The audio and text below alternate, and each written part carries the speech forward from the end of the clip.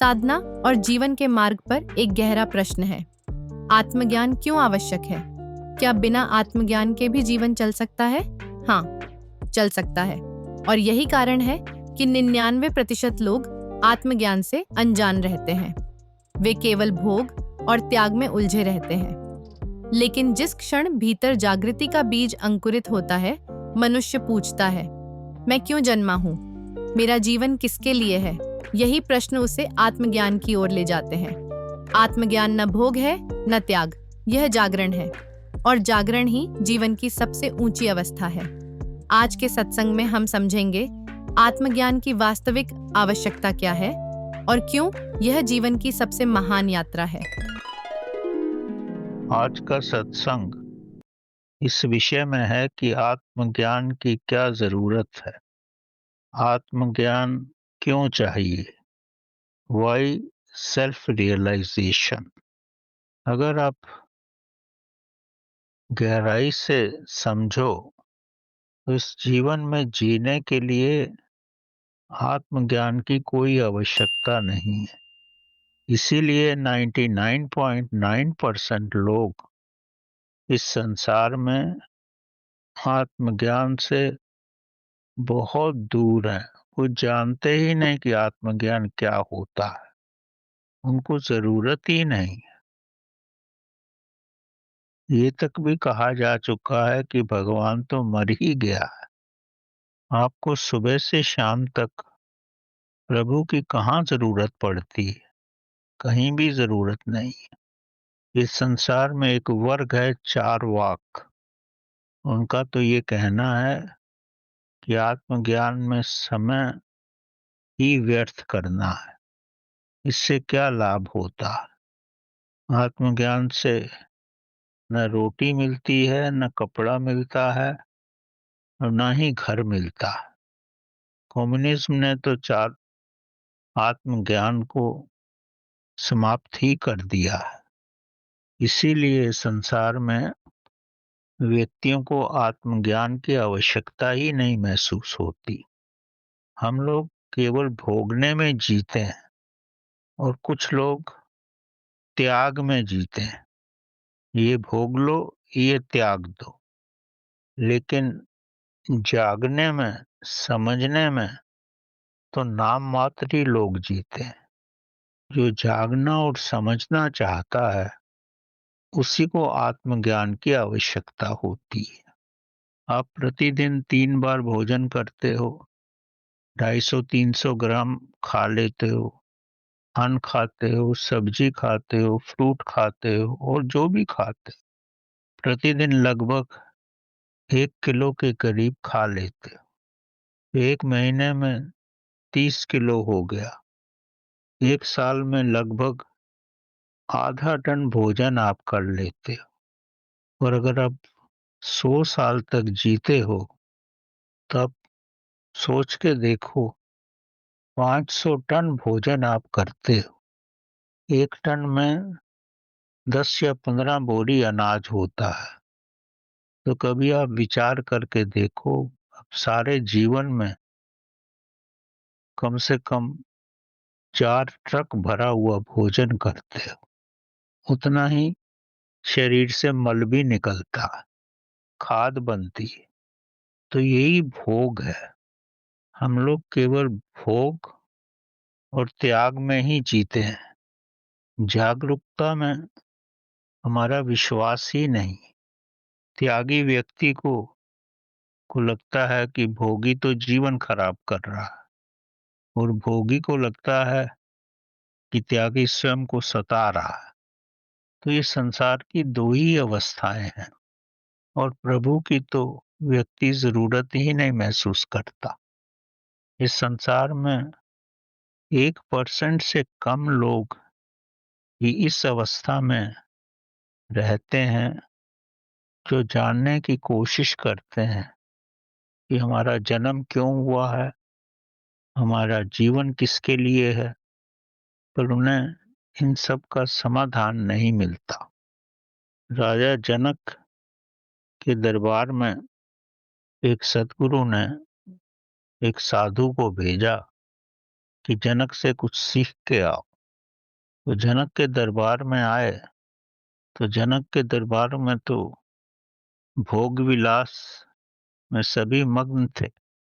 जब इस साधु ने देखा कि राजा जनक मेरे को क्या सिखाएगा, खुद ही तो भोग में है, तो उसको अपने गुरु के प्रति बड़ी ग्लानि हुई कि कैसे व्यक्ति के पास मेरे को भेज दिया है।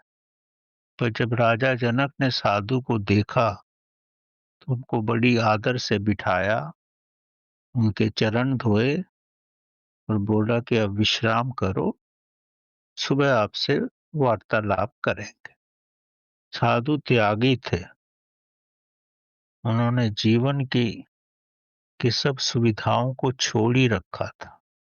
वो भोग से बहुत दूर थे। मन में ग्लानि आने पर भी वो रात भर जनक के महल में रहे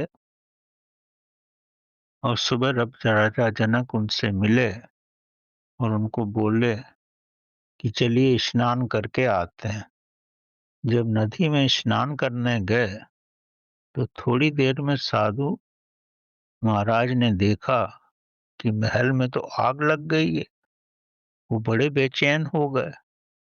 जनक से बोले, मेरी 2 चड्डियां बाहर पड़ी हैं, वो तो जल जाएंगी।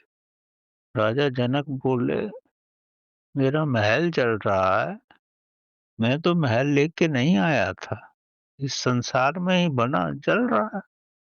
साधु को बड़ा आश्चर्य हुआ, महल के जलने पर भी इतने त्याग से बात कर रहे हैं, जैसे उनका कुछ लगाव ही नहीं है और मैं अपनी 2 कौड़ी की चड्डियों के लिए परेशान हो रहा हूं। तब उनको आभास हुआ कि भोग में तो मैं हूँ, राजा जनक तो त्याग में है। वो सब करते हुए भी त्याग की भावना में रहते हैं और मेरे पास कुछ भी नहीं है तब भी मैं भोग में हूँ। तब उनको विदित हुआ कि उनके सद्गुरु ने क्यों उन्हें राजा जनक के पास भेजा है, क्योंकि वो भोगे होते हुए भी त्यागी हैं। ना वो भोग में है, ना वो त्याग में है। वो जागे हुए हैं।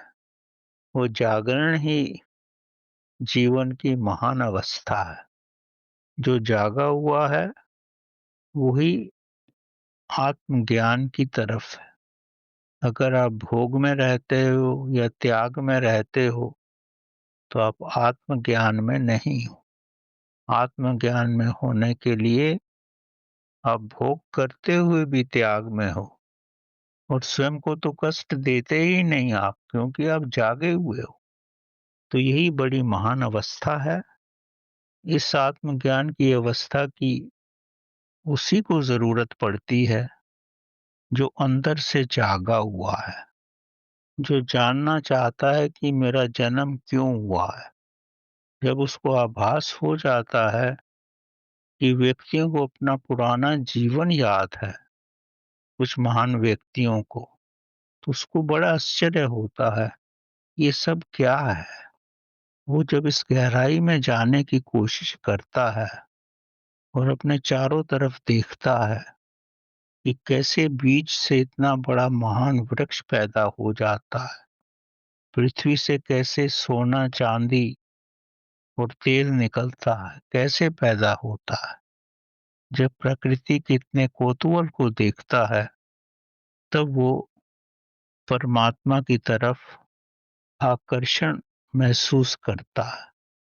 पर जिसको परमात्मा की तरफ कोई आकर्षण नहीं महसूस होता तो उसको इस तरफ चलने की भी अभिलाषा नहीं होती, क्योंकि उसका जीवन तो भोग विलास में ही कटता है। इसीलिए संसार के अक्सर प्राणी प्रभु को कोई आदर नहीं देते, लेकिन जब कष्ट में आते हैं, जब हर तरफ से हार जाते हैं, तब उनको इस शक्ति का आभास होता है और प्रभु की तरफ अग्रसर होते हैं और आत्मज्ञान में अपना जीवन लगाते हैं। जो प्रभु की तरफ हैं उनको तो बड़ा आश्चर्य होता है कि गमले में एक पौधा हम लगाते हैं, नाम मात्र ही उसमें खाद डालते हैं और 3-4 महीने में इतना बड़ा हो जाता है कि हमने आधा किलो पानी डाला, थोड़ी खाद डाली और पौधा 5 किलो का हो गया।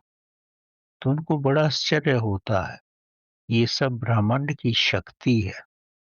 ये सब देखने के बाद ही उनका ध्यान प्रभु की तरफ जाता है और वो आत्मज्ञान की तरफ अग्रसर होते हैं। आज से 3000 साल पहले सोक्रेटिस ने भी यही महसूस किया। मेरे अंदर से मेरे को कोई गाइड करता है, कोई मेरे को रास्ता दिखाता है। तब वो इस आत्मज्ञान की तरफ अग्रसर हुए और जहर पीकर भी उन्होंने ये स्थापित कर दिया कि मेरा शरीर सब सुन्न हो रहा है और अंत में 1 घंटे के बाद भी वो यही बोले कि मैं अभी भी जागरूक हूँ। और अंतिम क्षण में उनके मुख से यही निकला कि वो आदर्श शक्ति जो मेरे अंदर है, वो मेरे शरीर को छोड़ के जा रही। उन्होंने इस शक्ति को अपने जीवन में आभास किया और बाद में संसार के सामने प्रकट किया कि यही महान शक्ति है और इसको समझना ही आत्मज्ञान है।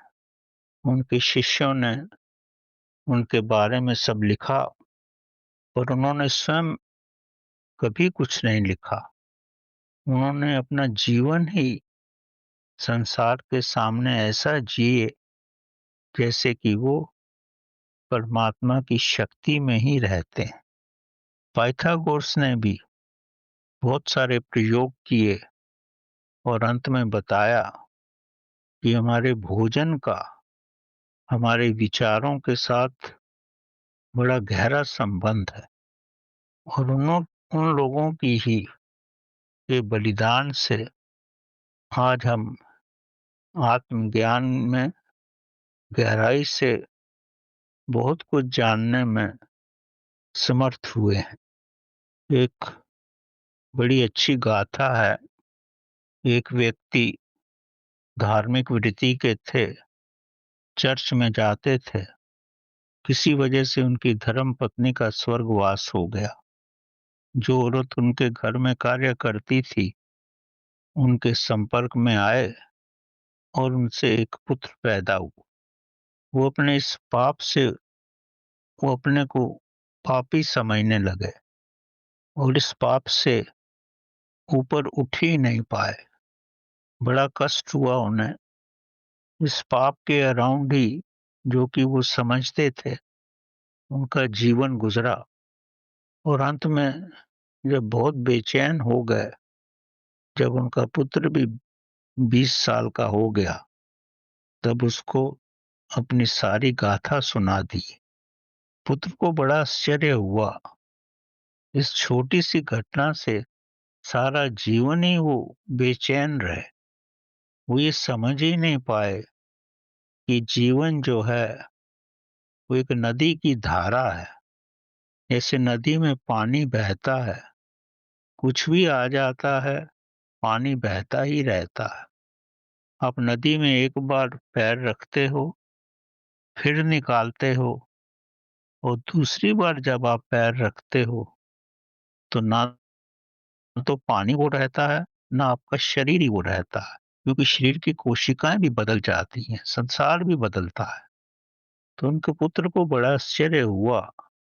धर्म में इतना समय गुजारने के बाद वो अपने इस छोटे से कृत्य से बाहर नहीं निकल पाए। तो उनके पुत्र को लगा कि जो भी वो धर्म साधना करते हैं, चर्च में जाते हैं या कहीं भी जाते हैं, वो उनको इतना भी नहीं सिखा सकी कि जीवन जो है वो बहती धारा है। जीवन में कुछ भी हो सकता है, व्यक्ति को आगे ही बढ़ना चाहिए। तो उनका पुत्र उनको बोलकर घर छोड़ के चला गया। उसको धर्म से आस्था ही उठ गई। कि धर्म व्यक्ति को इतनी भी शिक्षा नहीं दे सकता कि जो भी हुआ वो उस क्षण क्षण में बायोलॉजिकल नीड थी। तो उनका पुत्र जब घर छोड़ के चला गया, उसने किसी भी धर्म को नहीं अपनाया, अपने भीतर की यात्रा की, अपने अंदर आत्मज्ञान को प्राप्त किया।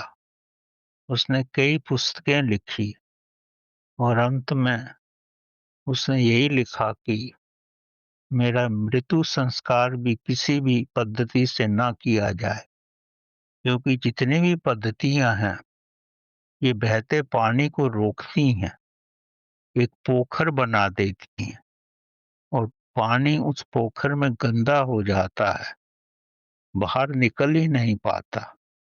आत्मज्ञान तो बहती गंगा है।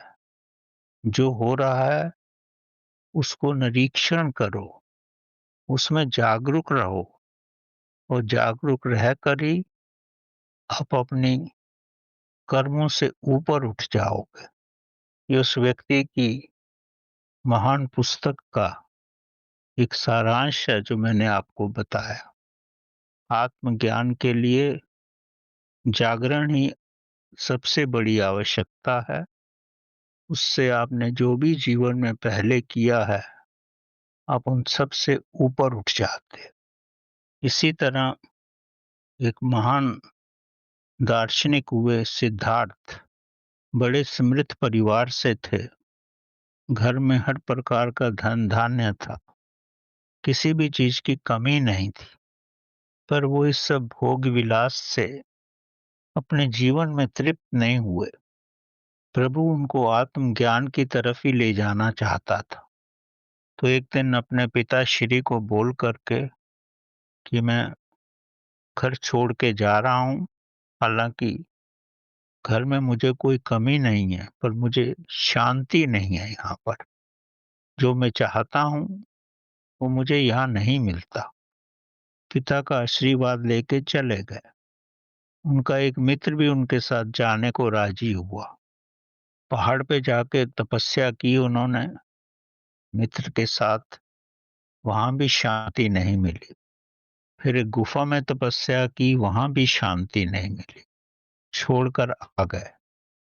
तब सिद्धार्थ को मालूम पड़ा कि महात्मा बुद्ध महान परम ज्ञानी हैं, उनसे दीक्षा ली जाए, ये भिक्षु बना जाए। तो दोनों ही मित्र महात्मा बुद्ध के चरणों में आए। तो इनका जो मित्र था, इसका नाम गोपाल था, वो तो महात्मा बुद्ध से बहुत प्रभावित हुआ और भिक्षु बन गया। पर सिद्धार्थ जो थे वो प्रभावित नहीं हुए। वो महात्मा बुद्ध से मिले और उनसे प्रश्न किया कि आपने ज्ञान में क्या पाया है। महात्मा बुद्ध ने कोई उत्तर नहीं दिया। उन्होंने यही बोला कि संसार दुख है, दुख से निवारण हो सकता है। पर उन्होंने फिर यही पूछा कि आपको आत्म साक्षात्कार में क्या प्राप्त हुआ। महात्मा बुद्ध इनकी आंखों में देखते रहे और कुछ नहीं बोले। ये उनको छोड़कर भी चले गए।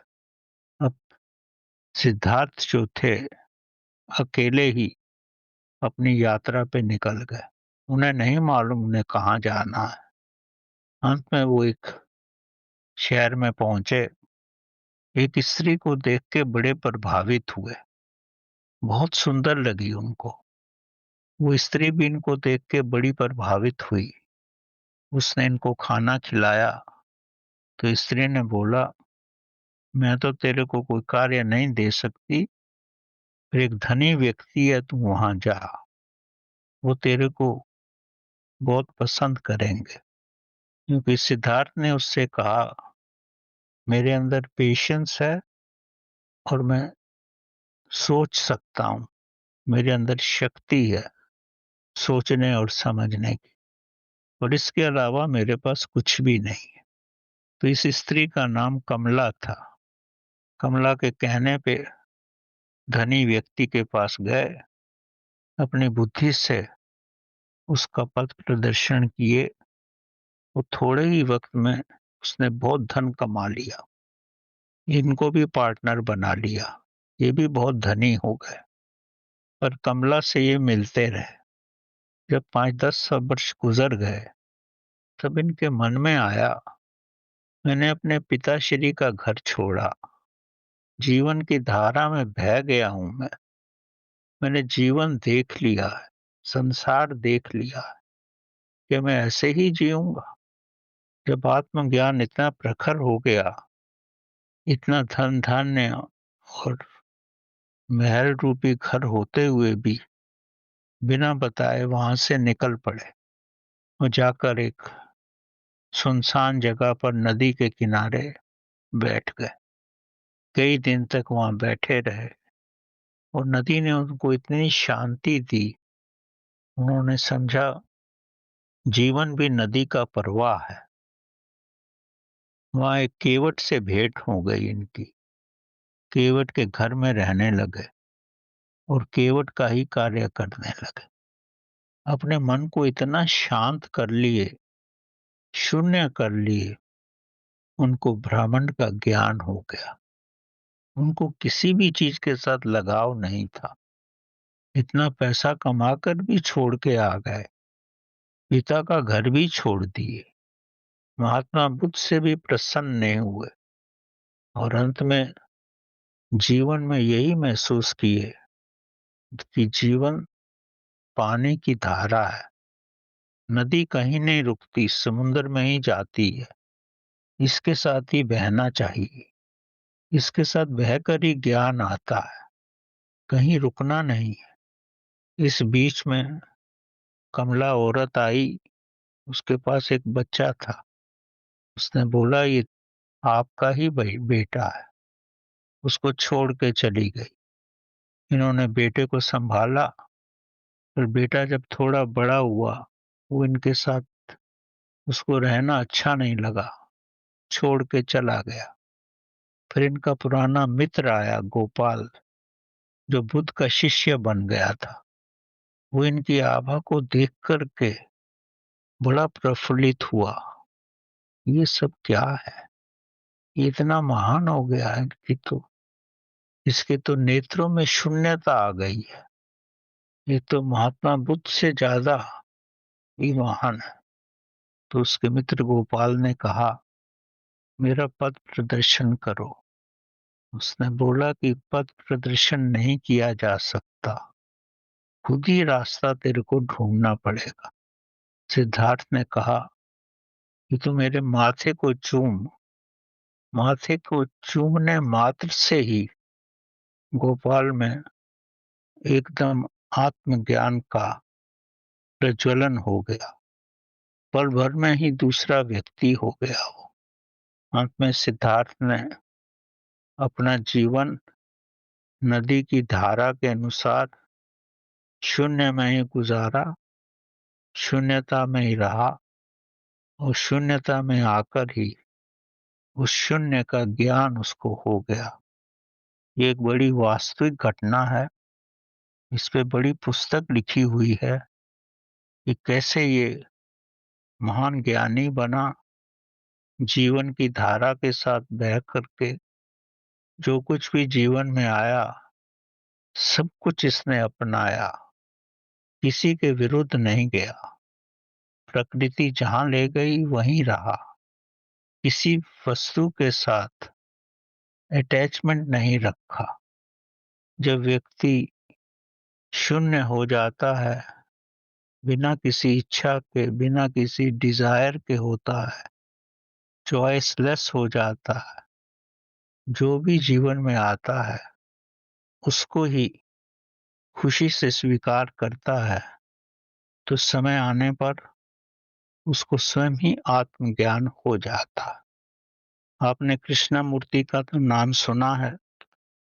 लेड बीटर और ब्लेव्स्की ने जब मद्रास में समुद्र के किनारे इस बालक को बड़ी जीर्ण अवस्था में देखा, तो लेड बीटर तो में इतना ज्ञान था कि किसी को देख के उसका पुराना जीवन भी उनके समक्ष आ जाता था। जब उन्होंने इस बालक को देखा तो बड़े प्रभावित हुए। हालांकि बड़ी दरिद्र अवस्था में था ये। इन्होंने बलेव्स्की को कांटेक्ट किया और वो भी आई और उनके माता पिता से मिल करके इस बालक को भी और उनके भाई को इन्होंने एडॉप्ट किया और कृष्णामूर्ति को विश्व गुरु बनाने का प्रयत्न किए। इंग्लैंड में उनकी पढ़ाई की करवाई गई, पूर्ण रूप से उनको सुधारा गया, निद्र अवस्था में उनको आत्मज्ञान दिया गया। जब वो पूर्ण रूप से संतुष्ट हो गए तब इनको order of the star of the east के रूप में विश्व गुरु के नाम से इनको विख्यात किया। जब नीदरलैंड में इनमें मैत्रेय की आत्मा का प्रसारण करने की कोशिश की गई तो कृष्णामूर्ति ने किसी दूसरी आत्मा को अपने अंदर आने की अनुमति नहीं दी और विश्व गुरु बनने से इनकार कर दिया। वो जितने भी लाखों डॉलर्स इनके लिए स्टार ऑफ द ईस्ट के लिए इकट्ठा किए गए थे, इन्होंने सब कुछ वापस कर दिया और अपने को स्वतंत्र घोषित किया। लेडबीटर और बलेव्स्की की जितना भी परिश्रम था इनके प्रति सब शून्य हो गया। पर इन्होंने ये कहा कि आत्मज्ञान इस रूप में नहीं दिया जाता। जब वो अपने भाई को नहीं बचा सके, जब वो बीमारी की अवस्था में था, तो कृष्णामूर्ति ने कहा जब मेरे भाई को नहीं बचाया गया तो इस संसार को कैसे बचाया जा सकता। उन्होंने स्पष्ट किया सत्य मौन से आता है, परिश्रम से अपने अंदर नहीं सत्य को स्थापित किया जा सकता। सत्य कृष्णामूर्ति के अंदर भिन्न भिन्न अवस्थाओं में स्थापित करने की कोशिश की गई थी। इसी वजह से वो रात रात भर सो भी नहीं पाते थे, चिल्लाते थे, क्योंकि वृक्ष को खींच के बड़ा किया गया था। वृक्ष खुद बड़ा नहीं हुआ था।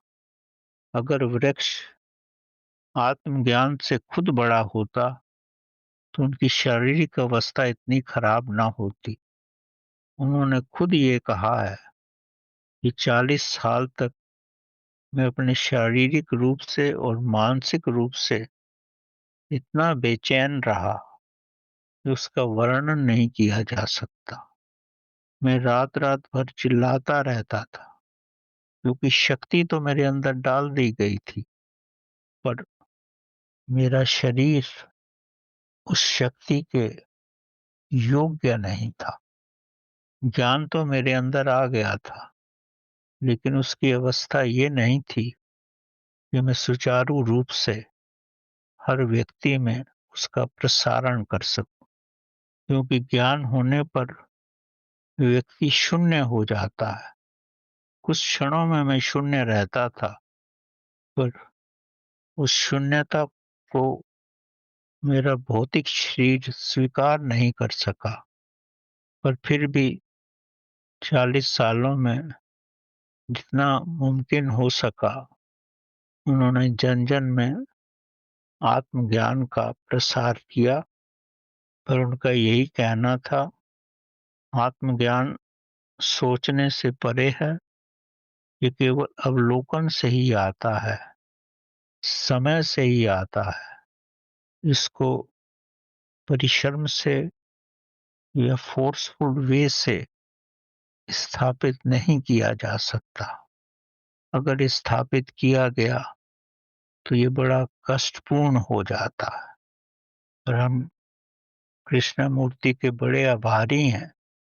उन्होंने संसार को जो दिया है उसकी तुलना नहीं की जा सकती और इतनी महान आत्मा थी कि विश्व गुरु बनने से भी उन्होंने इनकार कर दिया।